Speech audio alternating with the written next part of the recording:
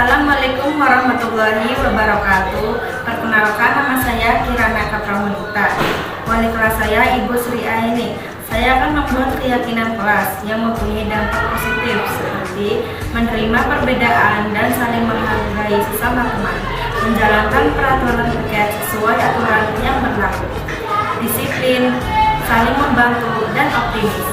Kami juga dapat menyampaikan pendapat atau ide kami. Saya akhiri. Wassalamualaikum warahmatullahi wabarakatuh. Assalamualaikum warahmatullahi wabarakatuh. Perkenalkan, nama saya Didin Setiawan. Ketika kami membuat keyakinan kelas, itu mempunyai dampak positif seperti saling menghargai, peduli, dan saling membantu, tepat waktu, dan aktif belajar di kelas, bekerja sama untuk menjaga kebersihan kelas kita. Kami juga dapat menyampaikan pendapat atau ide kami. Wassalamualaikum warahmatullahi wabarakatuh. Assalamualaikum warahmatullahi wabarakatuh. Perkenalkan, nama saya Luna. Keyakinan kelas JKB 1 di pelajaran IPA. Ketika kami membuat keyakinan kelas, itu mempunyai dampak positif seperti saling menghargai, peduli, dan saling membantu. Tepat waktu dan aktif belajar di kelas, bekerja sama untuk menjaga kebersihan kelas kita. Kami juga dapat menyampaikan pendapat atau ide kami. Sekian dari saya. Wassalamualaikum warahmatullahi wabarakatuh.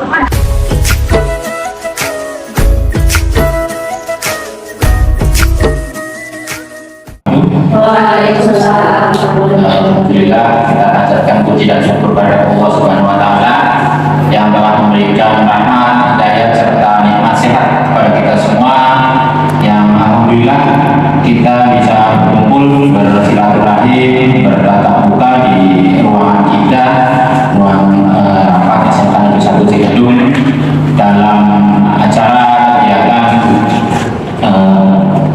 seminar atau workshop pembahasan aksi nyata modul 1.4 budaya positif, penerapan budaya positif sebagai wujud nyata pembahasan dari calon guru penggerak angkatan 7, di mana nanti akan disampaikan oleh saya sendiri, Dono, dan Bu Sri Aini. Sebelumnya, sholawat serta salam senantiasa kita panjatkan dari kita Nabi Muhammad SAW, dan kita semua insyaallah nanti mendapat syafaatnya.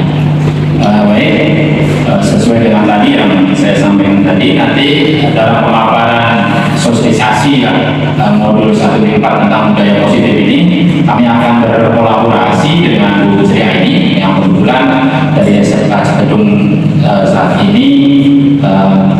Kita ada 2 calon guru penggerak dari SMK Negeri 1 Cikidung. Yang sebelumnya mungkin tidak ada seniornya, ada Putri juga yang seniornya gitu. Nanti kita bisa sharing-sharing semua. Artinya kita belajar bersama di sini, kita coba diskusikan bersama tentang penerapan budaya positif di sekolah. Nah, ini sedikit perkenalan dari kami, bukan kami yang perkenalan, kalau ini sudah terlihat setiap hari dan mereka tidak tahu setiap hari, tapi setidaknya saya tahu untuk fasilitator dan pengajar praktik. Untuk saya, fasilitatornya Bu Lis Indawati, SPD MM.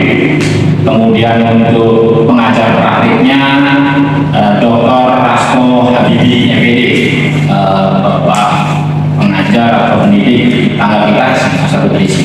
Kemudian yang kedua, Bu ini dengan fasilitator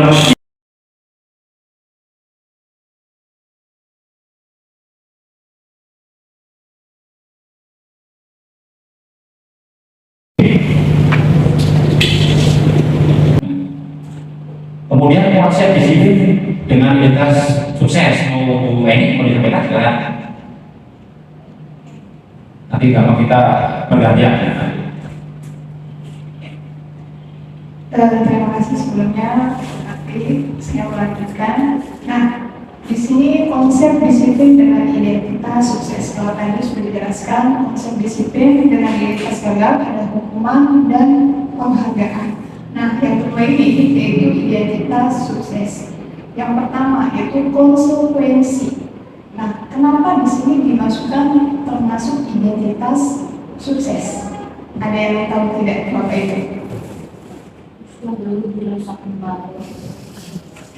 Barangkali Putri yang sudah mempelajari.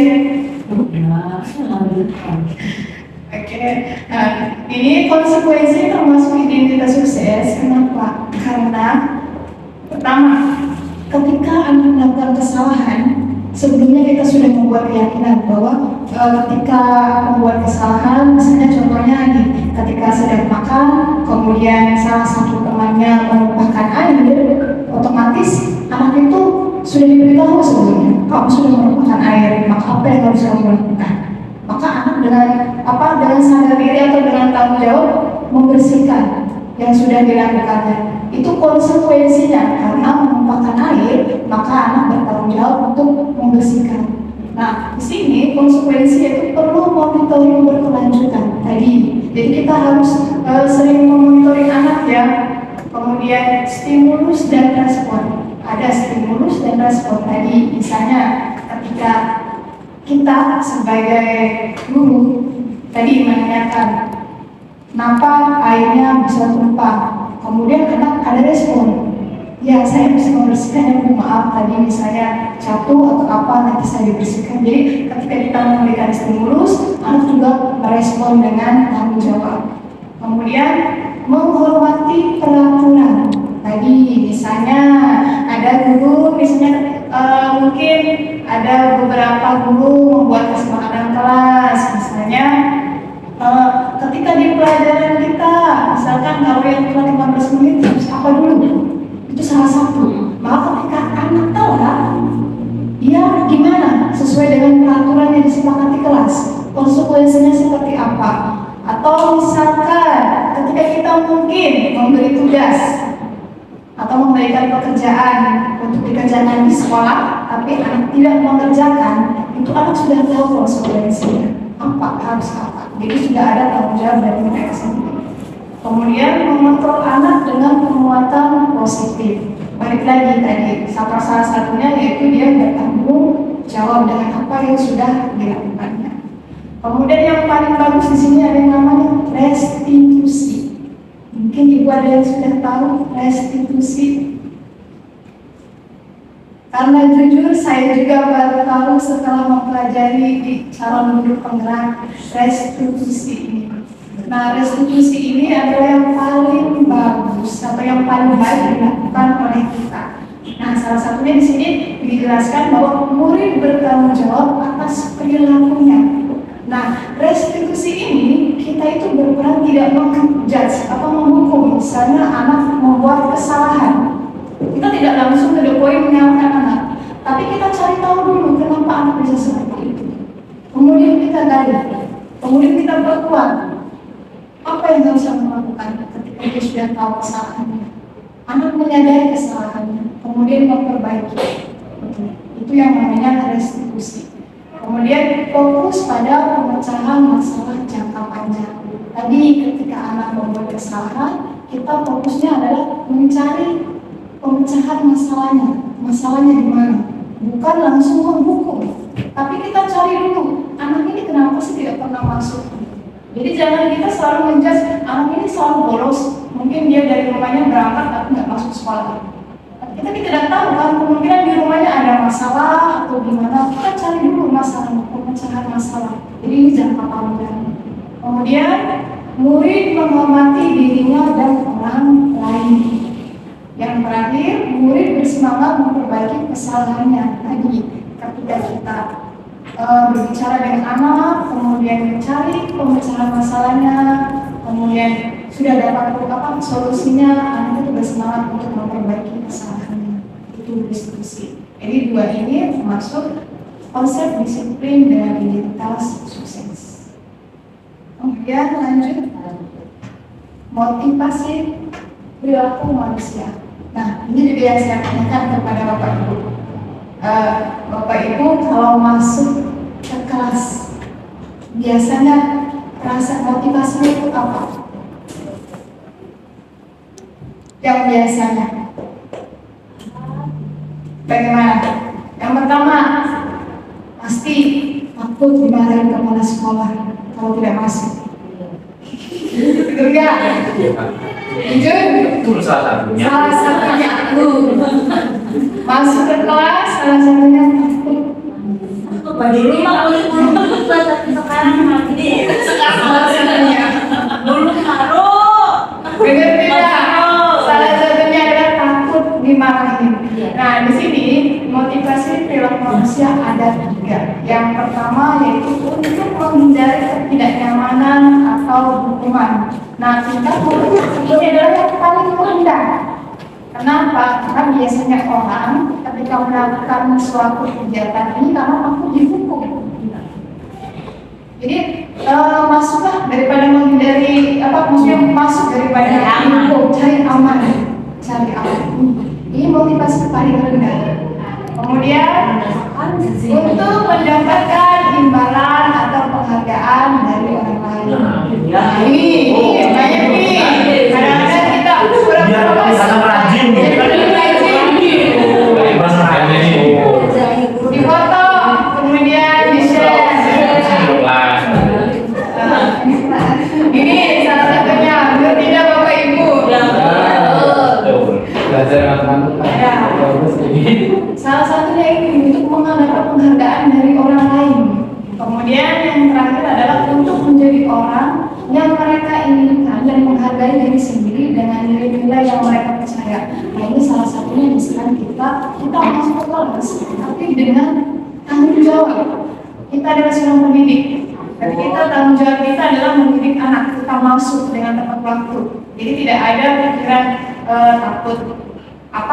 takut dimarahin atau misalnya dapat penghargaan orang lain. Ini benar-benar motivasi dari diri kita sendiri. Kita niatnya masuk kelas kemudian mengajar anak. Itu 3 motivasi perilaku manusia. Kemudian lanjut. Nah, ini tentang kebutuhan dasar manusia. Nah, ini kadang-kadang sebenarnya kita tuh tanpa sadar ini tuh ada di lingkungan kita, terutama kita yang selalu sering berinteraksi dengan anak-anak ya. Ada 5 kebutuhan dasar manusia. Yang pertama yaitu survival atau bertahan hidup. Kemudian rasa nyaman dan kasih sayang. Kemudian fun, kesenangan, freedom, kebebasan, power yaitu penguasaan. Nah, kita bahas satu-satu. Survival, kebutuhan bertahan hidup, yaitu kebutuhan yang bersifat biologis untuk bertahan hidup, misalnya kesehatan, rumah, dan makanan. Contohnya, misalnya mungkin ada yang mengajar di kelas 1 ya, biasanya kelas 10 itu sifatnya itu masih terbawa dari SMP, masih yang pengalihan dari SD, SMP, ke jenjang SMK. Karena sifatnya itu masih anak-anaknya itu masih di bawah. Pernah tidak Bapak Ibu misalkan menemui anak sedang berantem? Ternyata ketika ditanya berantemnya tentang apa? Tentang makanan. Salah satunya, misalkan si A itu mengambil makanan atau mengambil minumannya, yang satunya tidak terima. Nah, ini kita kebutuhan bertahan hidup kita kita tuh harus tahu bahwa anak ini kenapa dia seperti itu, kenapa dia mengambil makanan. Kemungkinan mungkin dia lapar tapi tidak punya uang atau belum sarapan. Jadi salah satu yaitu kebutuhan bertahan hidup. Kemudian kasih sayang dan rasa diterima. Nah, ini sebenarnya yang paling banyak sekali dominan kalau kita di SMK. Pernah tidak Bapak Ibu siswanya mungkin yang cari perhatian dengan tidak pernah masuk, atau misalkan kalau di kelas suka intinya cari perhatian ke kita. Jadi dia tuh pengen kasih sayang dan rasa diterima. Kemungkinan mungkin di rumahnya atau gimana. Jadi kita sebagai guru tuh harus tahu anak ini kenapa. Salah satunya yaitu kasih sayang dan rasa diterima. Itu kebutuhan untuk memberi dan menerima kasih sayang, dan kebutuhan untuk merasa menjadi bagian dari suatu kelompok. Kebutuhan ini juga meliputi keinginan untuk tetap terhubung dengan orang lain, teman, keluarga, dan lainnya. perhatian dengan misalnya ngomong terus atau banyak tingkah, benar tidak? Itu salah satunya. Kemudian penguasaan atau kebutuhan pengakuan atas kemampuan. Nah ini yaitu kebutuhan yang meliputi keinginan untuk dianggap berharga, bisa membuat perbedaan, bisa membuat pencapaian kompetensi diakui, dihormati, dan keinginan untuk meninggalkan pengaruh. Contohnya misalnya, pernah tidak Bapak ini ketika di kelas ada yang dominan anaknya, dia merasa pintar. Ini salah satunya, yaitu kebutuhan pengakuan. Dia pengen diakui, saya itu pintar, saya itu bisa mengerjakan ini. Salah satunya adalah ini. Kemudian yang keempat yaitu kebebasan atau kebutuhan akan pilihan. Anak-anak dengan kebutuhan kebebasan yang tinggi menginginkan pilihan. Mereka perlu banyak bergerak, suka mencoba-coba, tidak terlalu terpengaruh orang lain, dan senang mencoba hal baru yang menarik. Nah, maksudnya itu seperti apa di sini kebebasan? Ada yang tahu tidak, Bapak Ibu? Kebebasan yang bagaimana?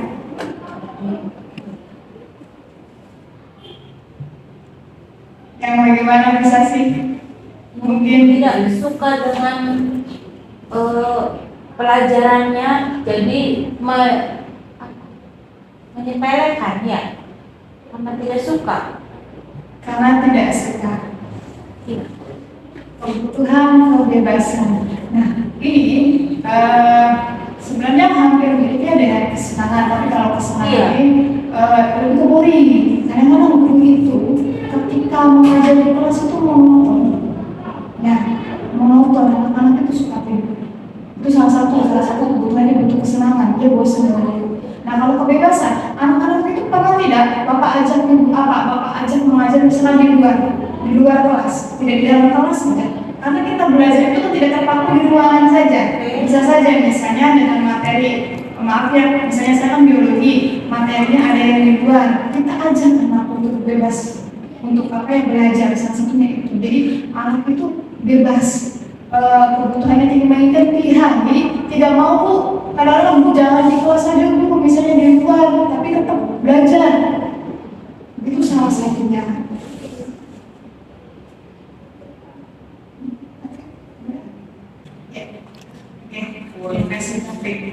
Nah, sekarang kita sharing saja ya, berbagi pengalaman saya juga di CGP, yaitu tentang pembuatan kegiatan kelas.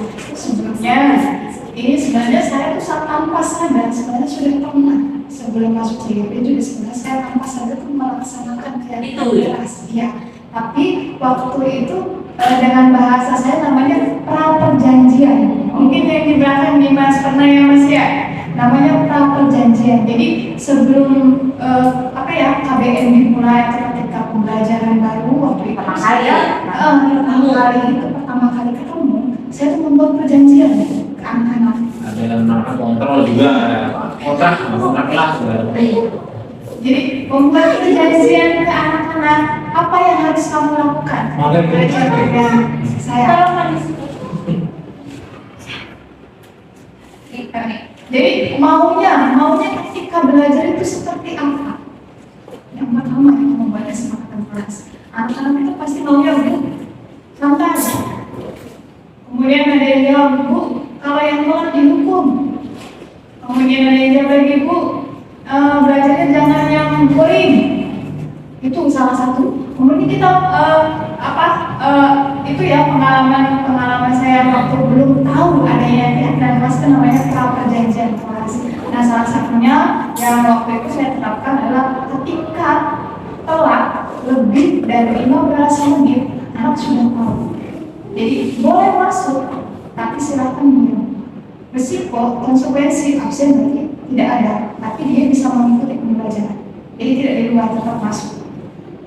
Kemudian kalau yang bajunya di luar, waktu itu gimana? Anak-anak itu memberikan masukanku yang bajunya di luar dihukum, misalnya bending 15 kali. Itu kesepakatan bersama, bukan saya yang memberikan hukuman, tapi kesepakatan bersama. Jadi ketika saya masuk kelas, anak-anak itu sudah ngerti, karena mereka sudah kesepakatan kalau misalkan bajunya di luar Yang lainnya itu memberitahu, Bu itu bajunya di luar, berarti sesuai kesepakatan kelas, nanti harus bending, jadi anak itu pada maju semua.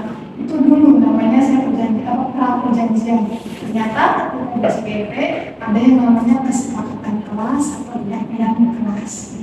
Nah, saya bahas dulu ya untuk pembuatan keyakinan kelas. Di sini ada 5 poin. Yang pertama itu keyakinan kelas berupa pernyataan-pernyataan universal. Kemudian yang kedua yaitu pernyataan keyakinan kelas senantiasa dibuat dalam bentuk positif. Kemudian keyakinan kelas hendaknya tidak terlalu banyak sehingga mudah diingat dan dipahami oleh semua warga kelas. Yang keempat yaitu keyakinan kelas sebaiknya sesuatu yang dapat diterapkan di lingkungan tersebut.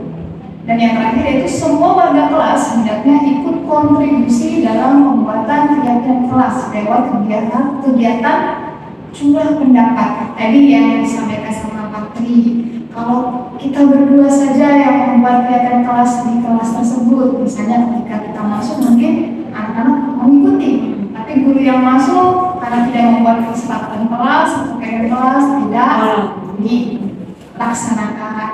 Nah, tadi keyakinan kelas berupa pernyataan-pernyataan universal. Contohnya itu seperti apa sih yang pernyataan universal? Contohnya misalnya anak-anak itu masih sering tidak ketika mereka makan membuang sampah itu di laci, atau misalnya bekas minum air botol sembarang saja. Mereka tahu ada sampah, tapi pura-pura tidak lihat. Dengar tidak? Kadang-kadang kita menemukan seperti itu. Nah, di sini pernyataan universal, kita buat pernyataan universal seperti apa? Misalnya saling menjaga kebersihan. Itu. Jadi semuanya itu terlibat. Pernyataan universal menjaga kebersihan. Kebersihannya apa saja? Misalnya tadi sampah, atau misalnya lantainya kotor, atau kacanya kotor, atau mejanya kotor. Itu salah satu universal kan, tidak hanya sampah tidak hanya botol bekas yang jatuh bagaimana. Jadi universal diterapkan di kelasnya itu harus saling menjaga kebersihan. Berarti kelasnya harus bersih, tidak ada sampah, misalnya tidak ada bekas yang lain. Kemudian pernyataan keyakinan kelas senantiasa dibuat dalam bentuk positif. Tadi berarti harus positif, saling menjaga kebersihan. Berarti positif, kelasnya berdampak bersih. Kemudian misalnya pernyataan universal lainnya misalkan saling menghormati. Kadang-kadang anak-anak itu tadi peralihan dari SMP ke SMK masih terbawa dengan anak-anak. Mereka itu kadang-kadang saling mengolok, membawa nama orang tua. Itu jadi kita tanamkan saling menghormati. Jadi jangan sampai menghina atau melecehkan yang lain, kadang-kadang seperti itu. Atau misalkan kalau telat, ada guru yang sudah masuk, gimana? Karena saling menghormati, ada guru harus apa? Atau misalkan sedang diskusi temannya, kemudian ada yang berbicara, kebanyakan seperti itu tidak memperhatikan ya. Itu jadi kita tanamkan pernyataan universal saling menghormati. Kemudian keyakinan kelas hendaknya tidak terlalu banyak sehingga mudah diingat dan dipahami oleh semua warga kelas tadi. Misalnya tadi saling menjaga kebersihan, saling menghormati, kemudian misalnya mentaati peraturan. Jadi kata-katanya tidak terlalu panjang, tapi itu sudah mengenai semuanya universal. Kemudian yang keempat itu keyakinan kelas sebaiknya sesuatu yang dapat diterapkan di lingkungan tersebut. Jadi berarti harus diterapkan sesuai dengan lingkungannya. Jangan sampai misalnya yang kebiasaan dari kota kita terapkan di sini ya, kemudian nggak bisa ya. Jadi harus sesuai dengan lingkungannya. Kemudian semua warga kelas hendaknya ikut berkontribusi tadi. Kita sama-sama membuat keyakinan kelas. Jangan sampai hanya kita berdua yang CGP membuat, sementara Bapak Ibunya masih belum. Ayo kita sama-sama biar membangun karakter anak-anaknya. Kemudian ini adalah salah satu prosedur pembuatan keyakinan kelas. Jadi yang pertama itu mengkondisikan dulu anaknya. Nah, ketika sudah mengkondisikan anak, saya memberikan kertas stick note yang berwarna diberikan ke anak. Kemudian harus kita lakukan di kelas yang disepakati bersama. Kemudian ketika anak sudah menulis, mereka tempelkan di depan semuanya. Kalau sudah kita tempelkan, tugas kita adalah memilah mana. Misalnya yang ini sama, berarti kesamakan persepsinya. Ketika sudah kita pilih-pilih, kita kesepakati bersama dengan yang lainnya, dengan anak-anak kita. Setuju tidak? Kalau misalkan seperti ini, misalkan tadi tidak boleh makan karena tidak menjaga kebersihan, nanti kelasnya kotor. Berarti kan universalnya adalah saling menjaga kebersihan. Itu termasuk kesepakatan dulu, setuju tidak anaknya kalau tidak boleh makan di kelas. Misalnya setuju, berarti kita masukkan. Nah, kalau sudah, ini anak sendiri yang membuat. Jadi kita hanya memfasilitasi saja, anak yang membuat. Kemudian mereka menempelkan. Kalau sudah ditempelkan dalam bentuk poster, mereka harus sepakat ditandatangani bersama. Jadi tanda persetujuan bahwa ini sudah sepakat. Di kelas ini seperti itu. Misalnya ada 8 kegiatan kelas. Jadi tanpa kita bertindak, anak juga sudah tahu apa yang harus mereka lakukan. Jadi seperti ini anak sendiri yang membuat, kemudian yang anak-anak juga. Kemudian yang restitusi, tadi ini sudah pernah dibahas, sudah dibahas di awal-awal. Restitusi adalah disiplin dengan identitas sukses. Karena tadi restitusi adalah proses menciptakan kondisi bagi murid untuk memperbaiki kesalahan mereka sehingga mereka bisa kembali ke kelompok mereka dengan karakter yang lebih kuat. Tadi aku juga sudah sempat bahas ya tentang posisi kontrol manager. Kalau ini ada kaitannya dengan restitusi tadi. Anak ketika membuat kesalahan itu jangan sekali kita langsung menjudge. Tapi kita cari tahu dulu masalahnya seperti apa. Kemudian cari solusinya. Kalau sudah ketemu apa yang anak itu harus lakukan, jadi kita hanya mengarahkan saja. Kita hanya mengarahkan anak itu pemecahan masalah, mereka sendiri yang tahu solusinya. Kemudian mereka sendiri yang melaksanakan. Itu namanya restitusi. Nah, ciri-ciri restitusi yaitu restitusi bukan menebus kesalahan. Bukan menebus kesalahan poinnya, namun belajar dari kesalahan. Betul. Poinnya bukan menebus kesalahan, tapi belajar dari kesalahan. Kemudian restitusi yaitu memperbaiki hubungan. Misalkan anak ini berantem, kemudian kita panggil keduanya. Ketika kita panggil, anak itu masih mempertahankan. Dia yang salah bu, dia yang salah. Nah kita cari dulu nih permasalahannya apa dari kedua anak ini. Kemudian cari solusinya. Kalau sudah ketemu apa yang harus mereka lakukan. Jadi yang tadinya berantem bisa baikkan lagi. Jadi memperbaiki hubungan. Kemudian restitusi adalah tawaran, bukan paksaan. Nah maksudnya di sini tadi ketika kita mencari solusi pemecahan masalah, kemudian anak sudah tahu apa yang harus mereka lakukan, kita menawarkan, jadi bukan memaksa. Menawarkan apa yang harus kamu lakukan kalau sudah tahu seperti itu. Bukan kadang-kadang kita itu sering banget ngomong, aku harus minta maaf ke gurunya kalau salah, benar tidak? Jadi salah Bapak Ibu ya, harusnya kita menawarkan. Kamu sudah tahu kesalahannya, apa yang harus kamu lakukan.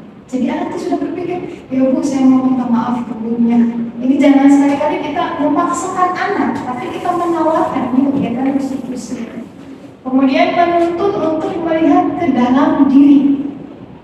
Jadi tadi ketika kita tahu pemecahan masalah, kemudian anak itu berpikir lagi ke diri, oh ya saya itu yang salah, saya itu harus begini, saya harus minta maaf. Kemudian mencari kebutuhan dasar yang mendasari tindakan. Ini masuk ke pemecahan masalah lagi ya. Tadi kita jangan menjudge, tapi kita cari dulu anak ini. Misalkan dia bolos di pelajarannya Bu Sasin, kenapa sih? Pusing. Kenapa? Itu. Jadi kita cari dulu kebutuhan dasar itu kenapa dia gak suka pelajarannya Bu Sasin. kenapa tidak pernah masuk di organisasi? Itu ya.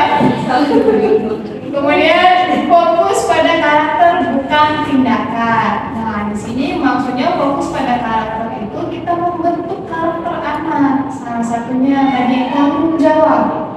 Ketika mereka tahu sudah kesalahannya seperti ini, dia harus tanggung jawab apa yang harus dilakukan. Tanggung jawab itu membentuk karakter.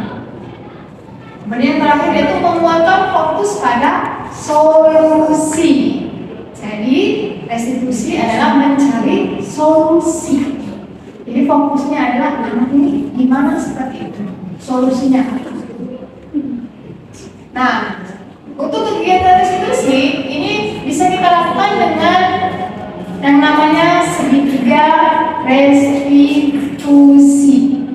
Nah, segitiga restitusi itu ada 3 proses. Yang pertama itu menstabilkan identitas. Itu kita mengajak bicara siswa, tapi tidak menyalahkan siswa. Contohnya, misalnya tadi Tidak boleh si A Aduh. tidak pernah masuk pelajaran organisasi, dipanggil. Nah, di sini proses itu mengajak bicara. Kenapa nggak pernah masuk? Apa? Jadi, iya, jangan emosi dulu. Ajak dulu bicara. Gali dulu. Kamu ini. Jadi betul-betul hati banget. Kemudian yang kedua adalah validasi tindakan yang salah. Semua perilaku siswa memiliki alasan. Nah, di sini tadi misalnya kita bisa berkata, ya, ibu ngerti, mungkin kamu pusing ditanya oleh ibu. Jadi jangan sekali-kali kita menjudge langsung, tapi kita memvalidasi validasi kesalahannya. Jadi kita tuh, ya, ibu tahu, mungkin kamu nggak suka pusing atau apa, harus ngerti dulu. Kemudian yang ketiga itu menanyakan keyakinan, menuntut siswa untuk memperbaiki kesalahannya. Tadi ketika sudah kita memvalidasi, misalnya ibu tahu mungkin kamu nggak suka pelajaran ibu, mungkin ada alasannya kenapa. Anda bercerita kan, pusing bu, atau misalkan saya nggak punya HP untuk menghitungnya, nggak punya buku jadi nggak mau masuk di pelajaran negosiasi. Ya, nah di situ kan kita lakukan pemecahan masalahnya.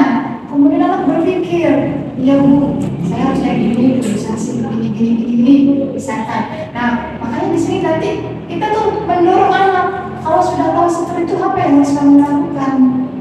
Anak itu, ya bu, nanti saya masuk ke pelajaran negosiasi, saya coba masuk pelajaran negosiasi, saya misalkan apa gitu. Itu yang namanya segitiga restitusi. Nah, ini tadi gambarannya ya, namanya segitiga restitusi. Jadi validasi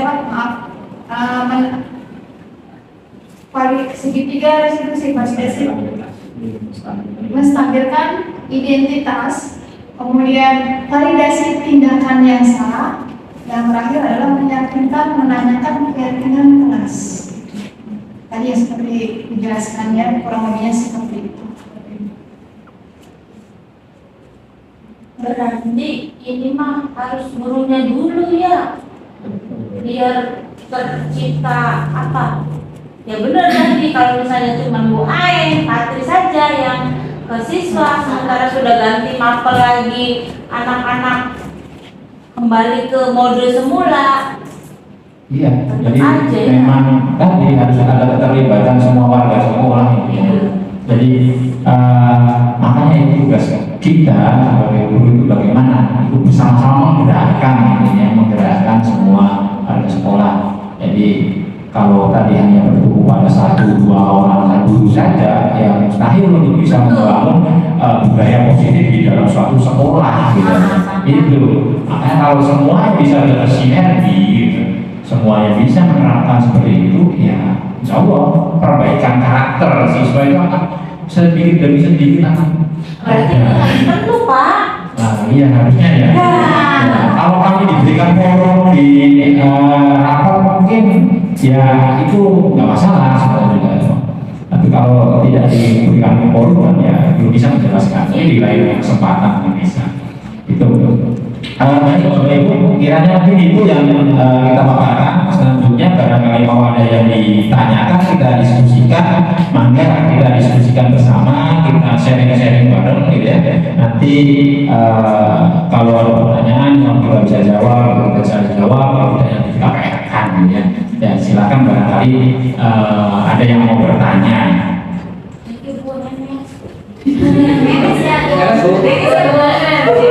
Menes kita langsung saja. So, mangga di order saja.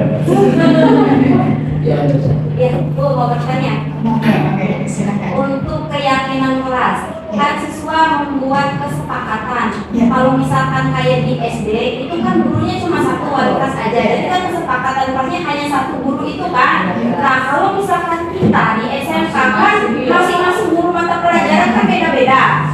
Produktif, misalkan terus matematika, PKKN, bahasa Indonesia kan banyak. Kalau misalkan setiap gurunya bikin keyakinan kelas, berarti nanti akan ada banyak. Iya, kalau misalkan hanya ditanyakan apakah kelas ini sudah ada keyakinan kelasnya, kalau misalkan sudah ada, apakah nanti kitanya boleh ngikut aja? Jadi misalkan, iya misalkan Pak kan sudah bikin keyakinan kelas di kelas 12 KKR misalkan.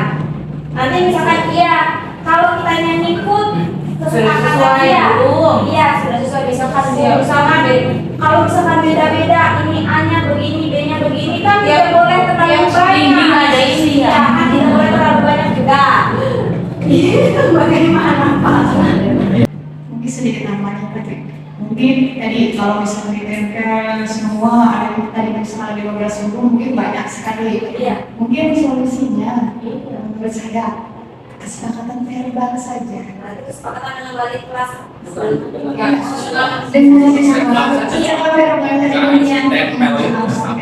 Jadi mungkin Bu Yanti ada beberapa tambahan, misalkan di kelas itu ada 8, misalnya Bu Yanti masih perlu menambahkan 2, boleh, tapi secara verbal. Jadi anak itu tahu ketika pelajaran Bu Yanti itu ini kesepakatan dengan Bu Yanti itu tahu.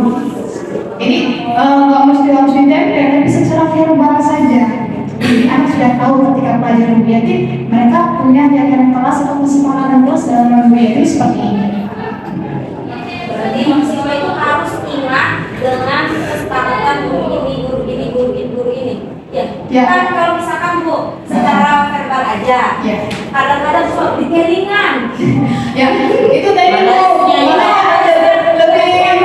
lebih ke universal saja, misalnya lebih ke telat, misalnya itu kan semua juga guru pasti kayak gitu. Kalau telat gimana? Kalau bajunya di luar seperti apa? Kalau misalkan anak tidak mengerjakan tugas seperti apa? Itu jadi lebih ke universal juga. Tapi mungkin ada beberapa tambahan dari Bu Yanti yang tidak disepakati kelas oleh wali kelasnya. Jadi memang itu guru tidak boleh pakai HP. Iya, tadi misalnya kalau HP mungkin semua guru juga sama ya, tidak boleh main HP di kelas. Mungkin semua juga sama, karena sudah berlaku seperti itu kecuali Kesepakatannya konsekuensinya berbeda mungkin antara guru A dengan boleh. B. Mungkin si anak kalau misalkan saya ketahuan, misalkan konsekuensinya apa, boleh Bu nanti HP-nya disimpan sama ibu. Mungkin dengan guru yang lain beda lagi. Mungkin itu ya.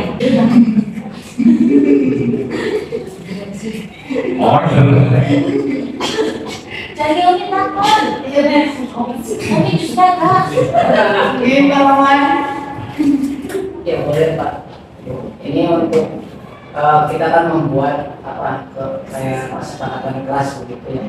Nah nanti apakah perlu juga gitu? Apakah nanti yang menagih itu harus kita ataukah kita usahakan untuk seperti kata Pak Tri tadi, jadi teman-teman sendiri yang mengingatkan itu gitu, atau melaksanakan itu gitu. Apakah kan awal-awal kan rasanya nggak mungkin gitu, mereka langsung sadar diri kemudian langsung oh iya saya melanggar, kemudian langsung melakukan itunya kesepakatannya.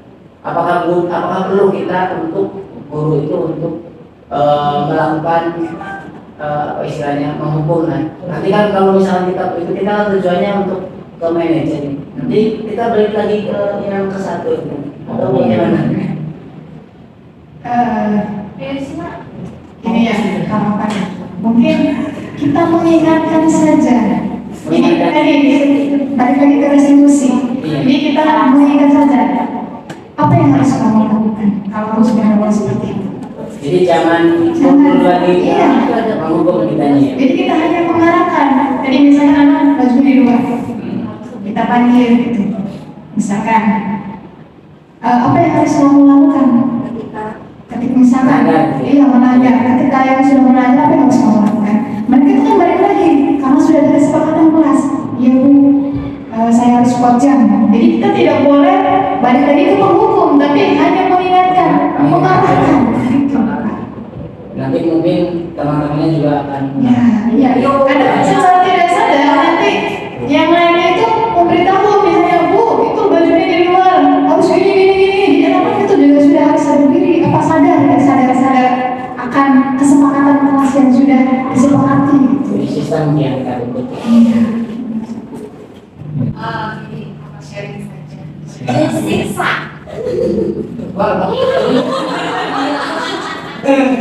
Aku tertarik dengan salah satu materi mengenai segitiga restitusi.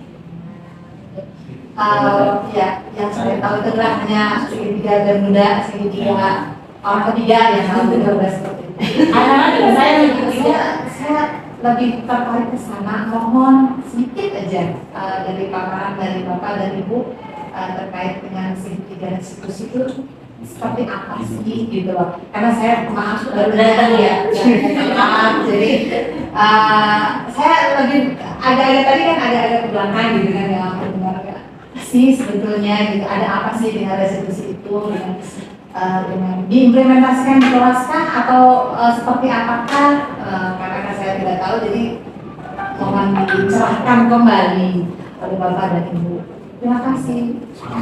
Sama-sama. Sampai menunggu Patri untuk contohnya sedikit ya. Iya. Ini penerapan segitiga restitusi yang sudah saya laksanakan. Contohnya kemarin itu di kelas saya dapat WA dari salah satu guru, Bu, anaknya nggak mau mengerjakan tugas. Saya nggak mau masuk sebelum anaknya nggak mau sebelum anaknya mengerjakan tugas itu. Wow. Jadi saya datangin kelasnya waktu itu. Ini pelajaran siapa? Pelajaran si A. Kenapa dia masuk tubuh karena tidak mengerjakan tugas. Waktu itu saya panggil KM karena yang mengkondisikan kelas itu KM. Hampir semua satu kelas tidak mengerjakan tugas. Jadi saya panggil KM, saya tanyakan ada masalah apa? Satu kelas tidak mengerjakan tugas. Kenapa bisa seperti itu? Anak itu berpikirnya hanya tugas diberikan sudah tidak dibahas lagi nanti sama gurunya. Karena katanya seperti itu Bu, kalau diberikan tugas sudah dibahas lagi. Jadi anak berpikirnya sudah tidak usah dikerjakan satu kelas itu. Nah ternyata ketika gurunya masuk itu dibahas, sementara anak belum mengerjakan. Nah di sini saya tidak menjelaskan anak, kamu salah misalnya juga. Nah kalau sudah seperti itu, saya bilang ke anak, apa yang harus kamu lakukan? Kamu harus bagaimana? Bu, saya harus mengerjakan tugas. Kalau sudah dikerjakan terus bagaimana? Datangin gurunya, kemudian minta maaf. Sudah dilaksanakan? Sudah Bu, terus bagaimana? Terus kata anak, ya nanti gurunya masuk. Kemudian saya berikan penguatan, apakah nanti seterusnya seperti itu? Ketika selain dengan itu juga mau seperti itu, akan seperti itu? Ya Bu, saya akan seperti ini. Jadi terakhir itu memberikan penguatan Bu, supaya anak itu tidak hanya pada guru itu saja yang minta maaf, kemudian mengerjakan tugas, tapi usahakan ketika dengan guru yang lain juga seperti itu. Itu yang namanya segitiga restitusi. Jadi kita itu hanya mengarahkan pemecahan masalah, kemudian mendorong anak apa yang harus mereka lakukan. Anak sendiri yang melaksanakan, anak sendiri yang bertindak. Kita hanya mengarahkan saja. Gitu. Jadi tidak ada menjudge anak salah, tapi kita mencari solusi apa yang harus kita lakukan. Di sini itu peran guru ataupun peran kelas di sini ataupun peran guru ya, tapi itu hanya mengarahkan tanpa menjustifikasi tersebut? Tidak boleh. Tidak boleh.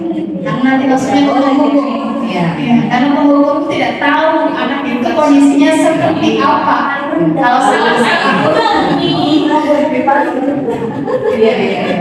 Jadi karena konteks di sini itu adalah segitiga restitusi itu adalah antara anak, guru dengan siapa tuh satunya atau tidak, bagaimana konsep segitiga restitusi itu kan dalam pemikiran saya memang bukan pihak-pihak, bukan penerapan apa ya, prosesnya gitu.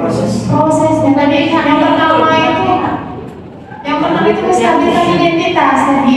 Kita tanya dulu ke anak itu kenapa bisa seperti itu. Tadi yang lain mungkin tahu ya, saya panggilan yang perempuan itu yang nangis ya. Saya panggil kan, kenapa bisa seperti itu, kenapa sering pingsan. Saya cari tahu dulu nih kenapa anak sering pingsan. Tidak hanya di pelajaran saya, pelajaran yang lain juga seperti itu. Saya cari tahu dulu. Kemudian anak ketika sudah menstabilkan identitas, anak itu kan mulai bercerita. Nah, kemudian kita mau validasi. Kita sempat sering juga ke pemimpin. Saya tidak menyalahkan orang tua, maka saya mengarahkan anak berpikir positif kalau orang tua itu tidak seperti itu. Kemudian kamu harus bagaimana kalau orang tua itu seperti itu. Nah, kemudian terakhir menanyakan keyakinan. Nah, ini kalau di kelas itu diterapkan. Misalkan tadi sudah diberi keyakinan, kalau sudah tahu solusinya, apa yang harus kamu lakukan? Oke, terima kasih Pak Bayu, cukup menarik dalam artian lebih kepada pribadi ya. Maksudnya dalam artian saya sendiri terpapar oleh dalam masalah segitiga restitusi. Nah iya itu. Dalam artian dengan kita sharing seperti ini, memberikan Bapak dan Ibu memberikan intinya memberikan masukan, memberikan materi saya dengan sekarang ini sangat luar biasa. Dampak dan efektivitasnya mudah-mudahan bisa diterapkan di sekolah kita untuk seperti itu. Terima kasih Bu Ain. Ya, sama-sama Bu Wiwit. Ya, baru yang jawab Bu Ain ya. Iya. Cukup nggak ada? Cukup? Ya, baik, kalau cukup, terima kasih Bapak Ibu yang sudah bersedia bersama kami di sini, sharing bersama, kita belajar bersama tentang budaya positif. Mudah-mudahan apa yang bisa kami berdua sampaikan, kami berdua jelaskan ini bermanfaat, khususnya bagi kami, bagi Bapak Ibu, dan bagi sekolah kita semua. Terciptanya budaya positif di sekolah kita sedikit demi sedikit. Kita bukan menertibkan melalui aturan penghukuman, tapi bagaimana membangun kesadaran siswa akan bertanggung jawab pada perbuatan yang mereka lakukan. Itu saja dari saya. Barangkali kami dan saya dan ini ada kata-kata yang pernah dalam menyampaikan. Mohon maaf. Assalamualaikum warahmatullahi wabarakatuh. Waalaikumsalam.